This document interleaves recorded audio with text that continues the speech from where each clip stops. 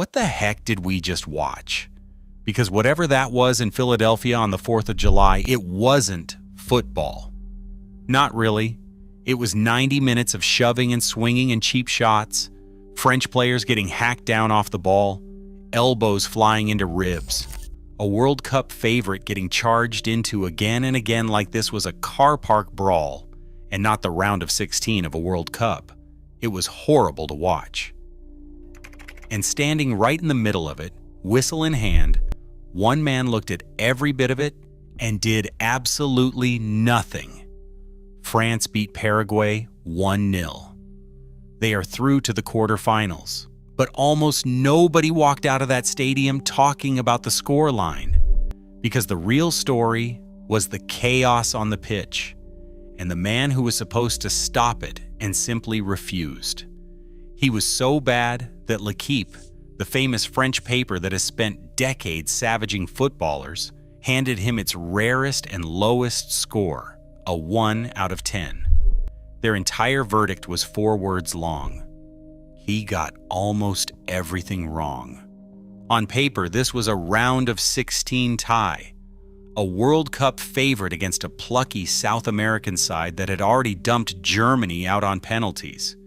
In reality, it was closer to a street fight with a whistle occasionally blowing in the background, and the man holding that whistle spent 90 minutes doing an impression of a bystander who wandered onto the pitch by accident.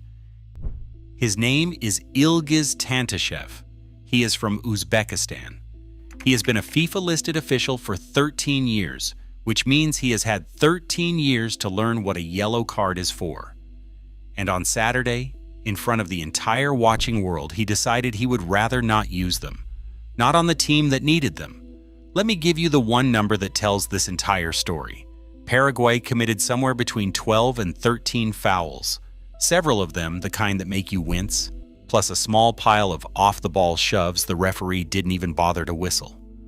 The number of yellow cards they received across the full 90 minutes was 0. 0.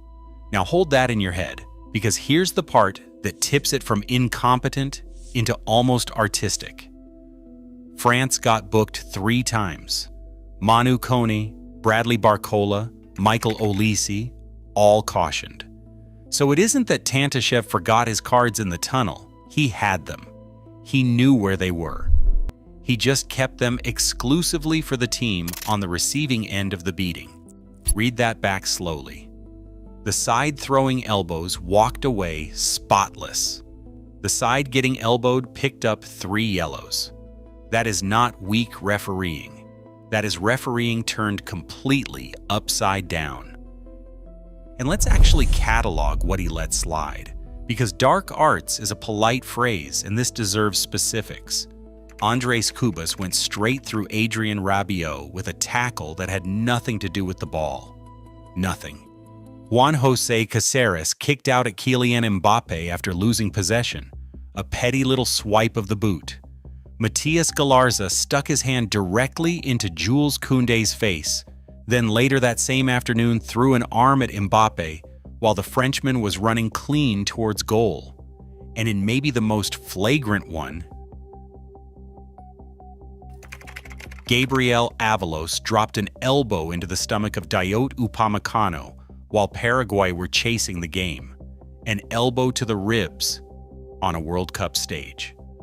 And the referee's response to all of it was the same. A shrug. Play on.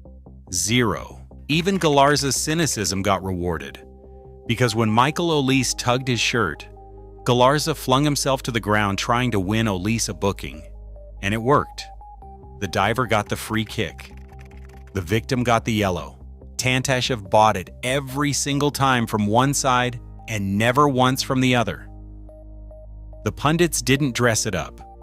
Joe Hart, the former England goalkeeper, watching on the BBC, said Paraguay's players were an absolute disgrace and added that if they were on his team, he'd be dragging them off the pitch himself.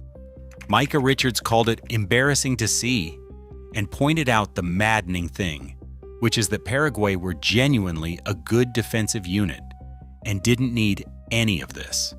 And Thomas Hitzelsperger, the former Germany midfielder, went furthest of all, saying that as a neutral, you could have no respect for them, and that it went past disgraceful into something worse. When three separate professionals in a studio are reaching for the thesaurus to describe how ugly a match was, you know it wasn't just spice, it was rotten.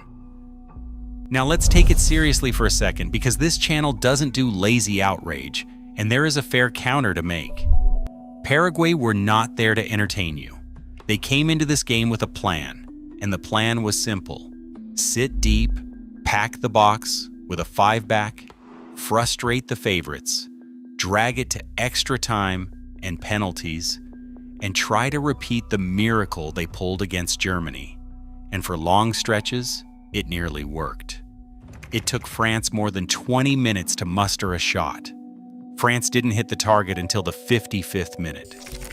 Orlando Gil, Paraguay's goalkeeper and their hero against Germany, made save after save and produced a genuinely brilliant double stop in stoppage time to deny Mbappe again. Defensively, they were organized, disciplined, and hard to break down. If they'd done that and left the elbows at home, they'd have gone home with dignity. The tragedy of Paraguay is that they were good enough not to need the fouling, and they did it anyway. But here's the thing, even granting all of that, even granting that every team is allowed to play its own way, none of it excuses the man in the middle. A referee's entire job is to set a line and hold it. Compare it to the Canada versus Morocco game earlier that same day, where Michael Oliver flashed 6 yellow cards before halftime, stamped his authority on it early, and the match calmed right down and behaved itself in the second half. That is what control looks like. Tantashev did the exact opposite. He let the temperature rise, let the fouls stack up, let the players sense there were no consequences, and by the end, there were scuffles, insults flying from the bench, and Gustavo Velasquez trying to confront France players after the final whistle. A game gets like that because a referee let it get like that. And here's a detail that should bother you even more.